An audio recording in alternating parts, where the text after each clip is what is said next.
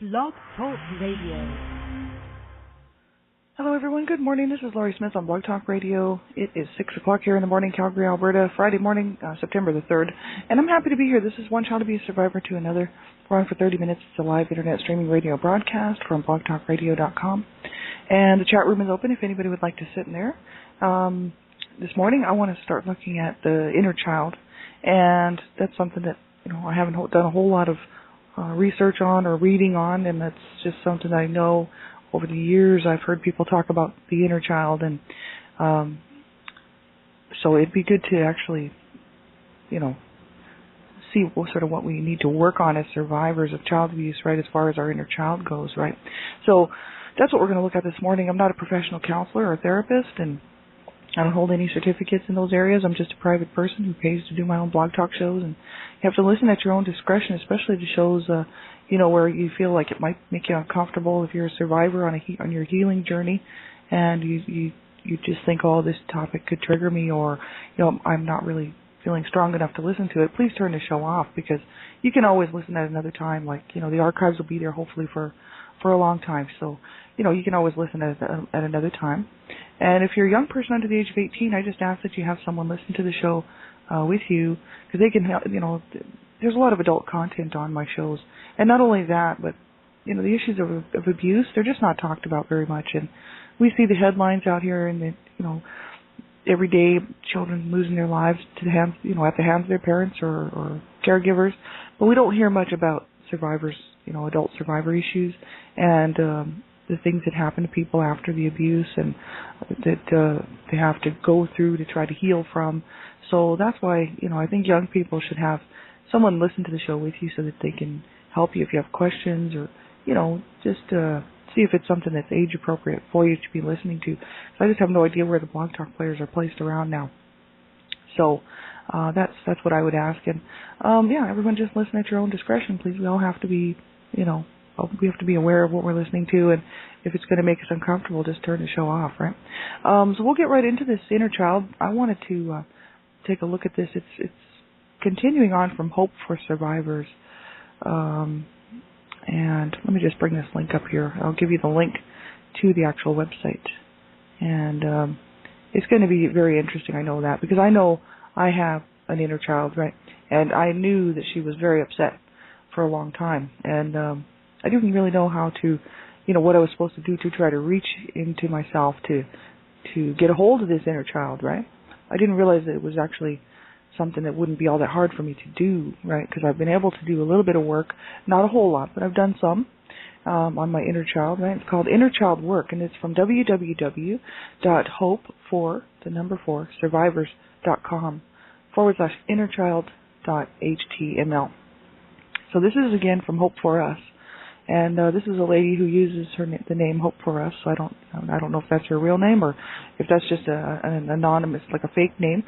But she says, Hope for Us is not a medical or mental health professional. She's a survivor of childhood sexual, physical, emotional, ritualistic abuse. And she's written these articles. She says, this article is provided for information purposes only and is not a substitute for professional medical advice. It says you should not use the information in this article for diagnosing or treating a medical or mental health condition. And it says if you have or suspect that you have a medical problem, promptly contact your professional health care provider.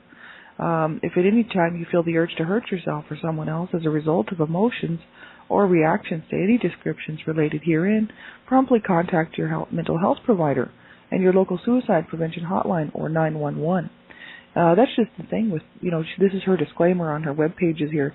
But the thing is, that's what I say on my shows too, and that's why I want people to know, I'm not a professional counselor, licensed therapist, or anything like that. I'm a private citizen who's just working through my own healing journey, right? And so this lady here is as well, and she's read like John Bradshaw's book and done all these web pages here based on what she learned from John Bradshaw's book, Healing the Shame That Binds You, and she goes on to talk a little bit about that, plus her own issues, and talks about what John Bradshaw was saying, and how it related to her life. So that's why I'm looking at this stuff. And I know, I never diagnose myself, self-diagnose myself, because some of the stuff I relate to, but doesn't necessarily mean that I have that real issue, For instance, post-traumatic stress disorder. I've had people ask me in the past if I have PTSD, and I'll just be like, I don't know, because I've never been diagnosed, right?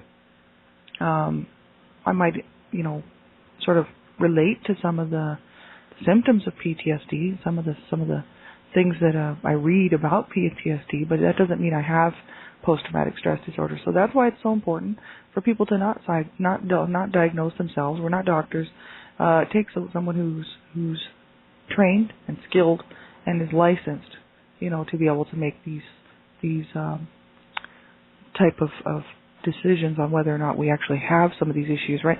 So that's why it is very important to not diagnose ourselves. I'm taking a look at it just in terms to help myself, sort of. I'm doing a lot of self-help, obviously, right? And I find it very helpful to get this information for myself because it helps me to sort of see what happened and how I can help myself, to feel better and to work through some of this stuff, right? So, it's very important to get help if you're feeling, like she said, and I say this on almost every show, if you're feeling, that you just can't cope or things are just not going well for you, just reach out and, you make a phone call. It is your responsibility. It really is. It's my responsibility that if at the end of the day I can't cope and I think I might hurt myself or somebody else, that, I would make a phone call to a crisis line, or if I don't have a friend I can talk to or a family member who I can talk to, then I would phone a crisis line and I would get some help, right? Because that's what we have to do. It is our responsibility, and we have to be responsible for our own healing journey, you know what I mean? We can't expect somebody else to do it. So we have to do it. And we have to, I'm a firm believer in staying here and sticking it out. That's why I'm still here. And two of my brothers didn't feel that way, and they were gone. One of my brothers committed suicide when he was 33, and the other brother died of a drug overdose when he was 43 in a shelter here in Calgary. They both died in Calgary. But I didn't live here at the time. I was down in the States. But the thing is I could have gone that route too very easily. I could have either OD'd or I could have killed myself, right? And so this was 3.5 years ago that I made a decision to fight to stay here and to live and to have a good life. And I'm so glad I made that decision. That was absolutely the right decision. And I hope that you will make the same decision too. So we'll get right into this article here. And it says inner child work. It says, I'm just reading right from the page. You've probably heard the phrase rescuing your inner child, but you might not understand what it really means. In terms of psychology and psychotherapy, techniques for working with your inner child is a relatively new subject. And one thing I want to make clear is that references to your inner child have nothing to do with dissociative identity disorder, DID, or what some people call multiple personalities or split personalities. It says if you suspect you may have DID or other dissociative disorder, please visit www.sidransidbr.org/DIDBR for more information. So there's a distinct, difference between this. It says your inner child is more accurately described as the childlike aspect of a person's psyche. The original Greek equals conception of the self. So every person has a psyche or concept of what they comprehend as their self. So the inner child is that part of your inner self that is still in childhood. So it says here, all of us feel childlike at times, and we all want to play and have fun sometimes. It says the child in us may come out and become more obvious to those around us when we are participating in activities that let our inner child come out and play, like riding roller coasters, swinging on a swing set, playing with puppies, walking through crunchy fall leaves, or dancing barefoot in the rain. So it says our inner child gets wounded and lost when we are traumatized as children, according to John Bradshaw. When a child is abandoned through neglect or abuse, there is outrage over the hurt and pain. And children need their pain validated, and that's what John Bradshaw said in his book. In most dysfunctional abusive families, a child's pain is not validated, and we were not supported, encouraged, or taught how to safely release these painful feelings.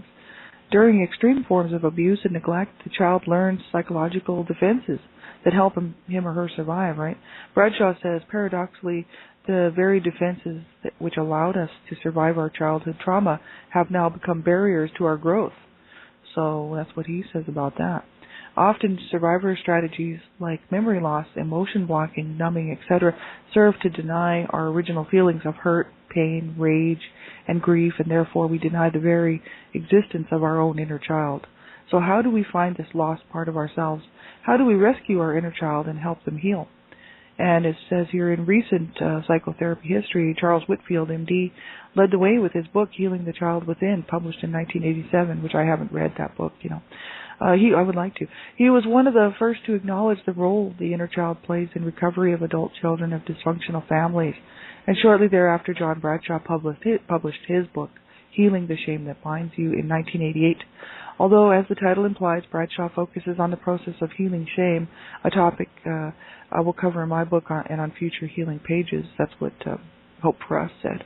He also explains how the development of dysfunctional or toxic shame can lead our inner child into hiding. And the 6th chapter of his book does an excellent job of walking you through the steps of liberating your lost inner child. Many therapists, says here, many therapists today believe it is impossible to end the cycle of child abuse in your own family and in culture in general without healing the wounds of our own inner children. There's a quote here from Lucia Cappuccioni, PhD, author of Recovery of Your Inner Child. It says, "We will never cure the epidemic of child abuse in our outer world until we stop abusing the child in our inner world." So that's interesting. That's very interesting, absolutely. Almost all of us would benefit from some inner child healing. There are many strategies for tackling the process of inner child work, and this is the process and order in which I found most successful. So, meeting your inner child, that's next. There's a webpage, Meeting Your Inner Child or Children. Acknowledge and embrace your lost inner child. Find the nurturing parent within you. Building trust tools for reparenting the inner child. Validation, apologies, and forgiveness. Protecting your inner child. Invoking the protective archetype. Creating a mental safe place for each inner child, just in case there's more than one, right? Original pain feeling, or maybe they say there always is more than one, but we might only acknowledge one, right? Original pain feeling, work grief and shame, healing the wounds of childhood, and getting child development needs met as an adult. And then there's more here, integrating your disowned parts and letting your child out to play. Lots of good information here for people, for survivors, and this is really good for me because I haven't really done a whole lot of work on inner child, even acknowledging. I've kind of been trying to figure out, what I can do to help her out, but I didn't do any real looking around. I didn't even see these websites until recently. And so this is really good for me, and I'll be doing some work on my inner child for sure. Because I know, I used to sit around and, as an adult woman, really, especially when I was really down and just feeling very, overwhelmed with the abuse, the memories and the trauma that I suffered as a child. And, I'd be sitting around and I'd be able to kind of see who my inner child was inside, and I knew it was my little self, my small self, and I knew she was really angry because I felt this separate from this inner child because I didn't know how to reach that inner child. I knew, okay, there's obviously separation there or a wall there because obviously I'm having a hard time reaching into that wounded inner little child, you know what I mean? And so I knew I was going to eventually have to let some healing happen for my inner child, right? Because otherwise she was going to continue to rage and be very, very upset and angry about what had happened. And that was my inner self being very upset, right? So I sat back a few nights, I would say within the last couple of years, right? And actually started to think, I need to reach into my little, reach in and comfort my inner child, right? So I started doing that. And since, I've been on my healing journey for about 3.5 years now, and I started to acknowledge this inner child. And I said, okay, you did not deserve that. So I started talking basically to myself, right, to my old wounded child self, right, and just telling me the same stuff that I'm telling you guys, that and whoever is listening here, that, we did not deserve this, and we did not deserve that abuse. We were not bad kids, and we were we were worth it. We were worthy, you know what I mean? And I had to sort of negate all that bad stuff, especially that horrible verbal and psychological abuse that especially my mother put on me, right? And some from my dad as well, calling me evil, telling the whole family we were evil and no good and rotten, and that we were not his kids, we were the postmans or the milkmans, right? So I had to, I've kind of done a lot of work on all that stuff, right, for all of my abusers and what they did and what they said and how it affected me, right? So I have done some work. So my inner child is not raging anymore, right? She's still a little bit sad, right? And I'm working on that right now. So my inner child self who was wounded is still sad, and feeling, but she feels better. And that's the main thing. Because I'm telling you, for the longest time, I was not sure how I was even going to get her comforted, because I was like, this is just not good. She is not comforted, and that was my inner self. And I was like, I need to work on this. And that's how I really recognized that I had to do something, that I had to learn to love myself and learn to love that small. That's what I talked about on a few shows here not too long ago, maybe a few months ago or whatever, but that, I had to learn how to love that wounded child because nobody had, no, siblings, parents, just like, I had a few good friends when I was growing up. I had some awesome friends, but, it couldn't take the place of that love that I needed, that nurturing that I needed, especially from my mom. And so, I knew that little inner child of mine was going to need that nurturing that she did not receive. And that care and that love, right? So I started to work with that, and I started to say, I do love myself, and I do, I do care about myself, and I had to really work on that. So that's the thing, because she was so used to being abused, right? She was just crying out, for love and for care and for concern, and so I started to actually do a lot of work on talking to myself, doing self-affirmations and whatnot. It did help. It did help a lot. Because I don't have a raging inner child anymore like I used to. But I still recognize and I still remember the way that I used to feel. And it was very painful and very hard to cope, because then I'd go to work that day. I've been able to hold down a job throughout my whole entire life, you know what I mean? I've been able to switch off and switch on. I can be having a bad episode period of flashbacks or thinking about the abuse or being angry at my parents or whatever, and then jump in the shower and off to work I go, right? I don't seem to, I guess it's to thank God, right? Because I know some people can't do that, and that's when you need to reach out and get some help, you know what I mean? Because I know I've been able to function then because I've been living in this for so long. Just like everybody else, right? Who's been suffering along here as adult survivors of child abuse, right? But I guess what it is I just figured, I can come home at the end of the night and do the same thing if I want to mope around, and I'll just go to work and I'll just face it and face the day, and then when I get home I can continue on in my own self pity party or whatever I'm doing. So this is the thing; it's very, very hard on people. We certainly didn't deserve it. And we need to find what's going to work for us, what's going to help us to heal and to move forward, right? So that's why, if you're a survivor and you're listening to the show and, you're having a hard time, make sure you reach out, I keep saying it on every show, but it is so important because until I started reaching out, this inner child was not going to get help, until I started to reach in and out. I had to start the process by just reaching out my hand to the world to say I need help, and then I had to start the process of reaching out inward to my little wounded self and say, you know what, I'm going to hold you, I'm going to hug you, I'm going to love you. Because I had always thought of myself as being this really ugly, worthless child, right? Because that's what my mother made me feel like, and my dad, but mainly my mom. That's where the real hurt lies with my mom. Because, you just look to your mother to love you and to accept you. And, when that doesn't happen, it's very, very hard. And I know there's a lot of people out here who totally identify with this. But the thing is, I loved my mom very much. And so what she was doing to me was killing me. It was just killing me because I loved my mom and I loved my dad. And to see what they were doing to each other and to us as a family and to me, it broke my heart. It totally, because there was no reconciliation, there was no justice, you know what I mean? They didn't sit down later in life and say, you know what, children, we are so sorry for what we did to you, and you're all adults now, but we can't ever make up for what we did. There's no possible way we could ever do that, but we're going to sit here right now, we're going to tell you as two parents that we are so sorry that we screwed up and that we are so sorry that we hurt you, and acknowledge what they did. We're sorry that we did this to you, and we want to change that now, right?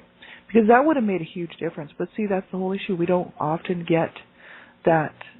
There's more than not. You know what I mean? There's more survivors out here probably who are in the same boat. They will never get validation. They will never get some sort of like satisfaction from like having their parents or caregivers, whoever abused them, to say, I'm so sorry, and there's no way I can take it back, and but I acknowledge what I did, and if you have to cut ties, or if you can't forgive me, well, that's the way it goes. But I just want you to hear it from my mouth, from my lips, because that's so important, right? Like my mom would never.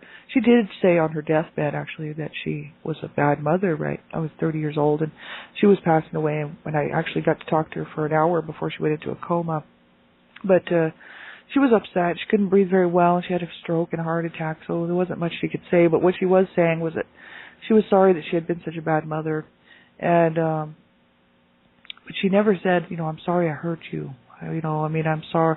Like, she would never, even, as an adult woman, she would never say that, right? And so I never got to hear the words that I needed to hear from her, which was that I love you, daughter, and you did not deserve how I treated you when you were a child. You did not deserve the abuse that I inflicted upon you. And, I hope you do well, and I hope you make it, right? I would never hear this from her lips, And so that's what I mean as far as my inner child goes. My inner child, once my mom passed away, that's when I realized that inner child was within me, and that this inner child was so completely wounded. You know what I mean? Because once my mom passed away, I knew I would never get what I needed from her. You know what I mean? While she was still alive, I guess maybe there was some belief that, it might happen, but I knew it wouldn't, because, that's why I left when I was 30, because I couldn't take her toxicity. She was so toxic and so abusive, right, even all the way up until she died, right? So, and she was sick. She needed help, right? So the thing is, I knew that I was never going to hear this from her. I knew my inner child was very upset. And so that's when I started to notice that I needed to grieve, really, and I needed to kind of grieve for my lost childhood, right? So after my mom passed away, I spent a year just grieving, crying, and allowing this grief to come out, because it was all bottled up inside for so long, and it had to come out at some point, right? Now, I didn't begin my healing journey for until 11 years later, which is 3.5 years ago. So I went another 11 years with not acknowledging, what had happened. It's not that I didn't acknowledge what had happened. I told people that what had happened, and over the years, people that I trusted and whatnot, I would tell people about my life and about my childhood, especially my sweetheart and stuff. He knew some. He didn't know it all, but that's because it's quite distressing for somebody who loves you so much, to try. If they don't know about child abuse, they've never been abused as a child, and they have a hard time sometimes seeing, sort of like how they could help you, right? Then they feel almost helpless. So I would only tell him bits and pieces, right? But he's seen my book now, so he's read it, and he's happy that I'm doing what I'm doing. He's very happy for me, so that's awesome. So I do have support there, but that's just the thing. It's so hard, right? When we have to face this stuff, and I really should have reached out at that time, but I had always been told, my whole life, not to trust people, not to trust counselors, not to trust therapists, and they would just hurt us with our information. Because my dad was mentally ill, and he was borderline schizophrenic, and he had been diagnosed when CPS and DHS got involved and were threatening to remove the kids from the home because of abuse, right? They were told to go to court-ordered counseling, and they also were told to get help for their mental issues, right? But my dad didn't, and, my mom didn't either. She was diagnosed manic depressive, and, they didn't get any help, right? So that's the whole issue. That what your parents teach you, that's generally what you will do. So I didn't reach out. I just stayed within myself until 3.5 years ago. See, so that's what I'm saying.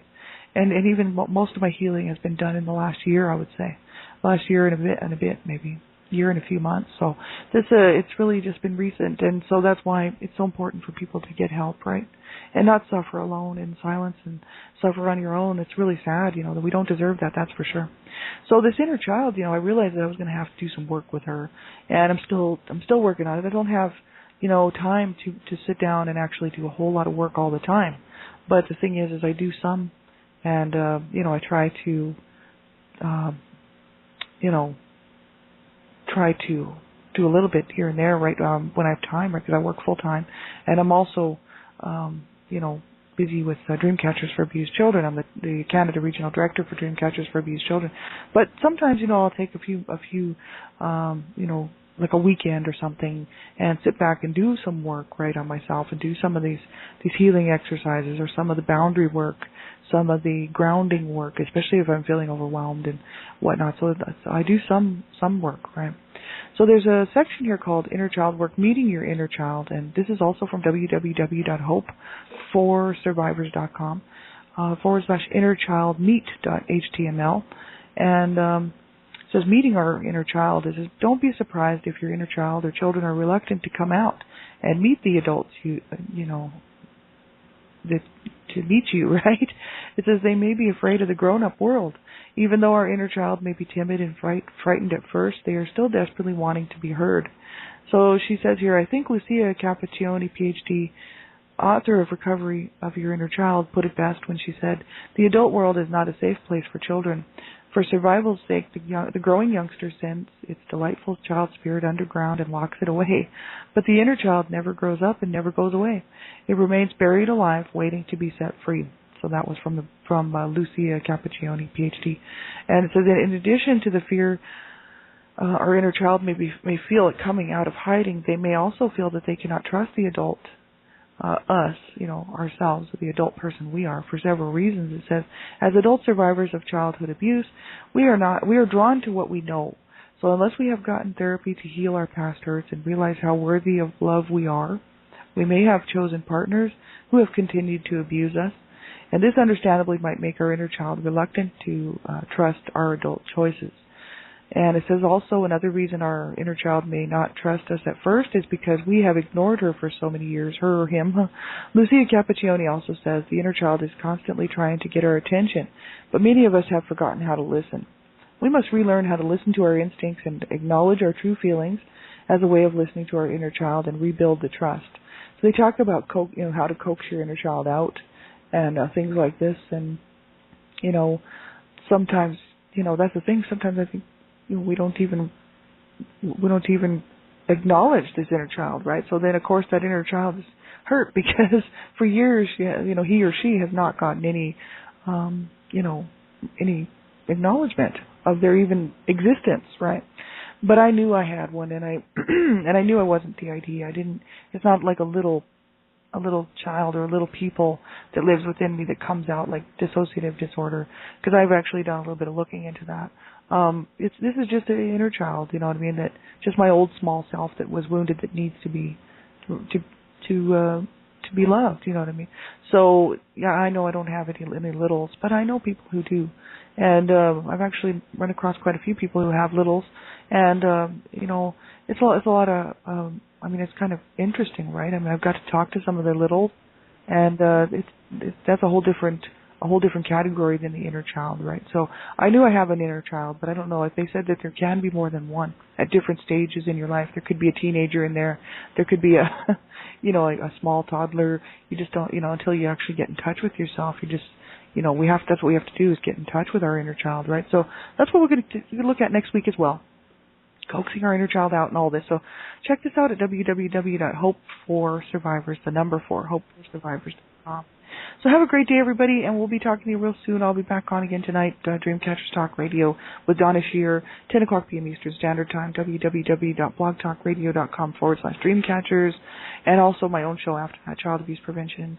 We're going to continue looking at neglect, and then probably finish that up tonight. So have a great day, everybody, and, if you need something, get a hold of me here on Blog Talk Radio or Facebook, and, just make sure you do keep reaching out and, get some help. Don't suffer in silence and, suffer on our own. We have to reach out. It is our responsibility. no one, I always waited for help to knock on the door and say, help, hello, I'm help, I'm here to help you heal, and we're going to, it's like, that's what I was hoping, and obviously it didn't happen. So, I started to reach out, and that made such a huge difference, and I like group support. Group support's awesome for me because there's safety in numbers, but whatever works for you, therapist, counselor, just talking to a friend, crisis line, whatever you have to do to keep yourself safe and to keep yourself well, So you make sure you do reach out and get some help if you're feeling like you cannot cope, right? And you are worth it. You do matter. You do count, or I wouldn't be doing these shows. So thanks everybody for being here, and we'll talk to you again real soon. Bye-bye.